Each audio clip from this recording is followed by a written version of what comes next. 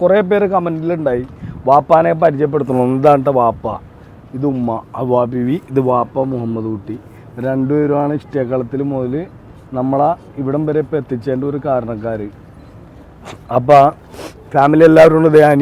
അനിയൻ്റെ ഭാര്യ നിസ, ഒന്ന് ഇത് അനിയൻ്റെ ഭാര്യ നിസ, ഇത് ഇഷാൻ, ഇത് ഹയാ ഫാത്തിമ. ഇതൊക്കെ അനിയൻ്റെ മക്കളാണ്. റംസാൻ ഇനി എൻ്റെ മക്കളാ. ഇതാണ് അൽസാജ്, ഇത് ഫിദ ഫാത്തിമ, ഇതാണ് മകള്. ഇത് രണ്ടുപേരും എൻ്റെ, ഇത് 3 അവൻ്റെ.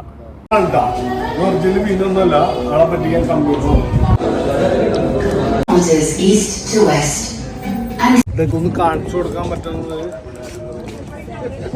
ഭയങ്കര സന്തോഷമുള്ള കാര്യവും. എൻ്റെ ഒപ്പം ഇവർക്കും വരാൻ പറ്റിയാലും അവരും ഭയങ്കര ഹാപ്പിയാണ്. തീർച്ചയായിട്ടും സന്തോഷം വേറെ ഒന്നുമില്ല.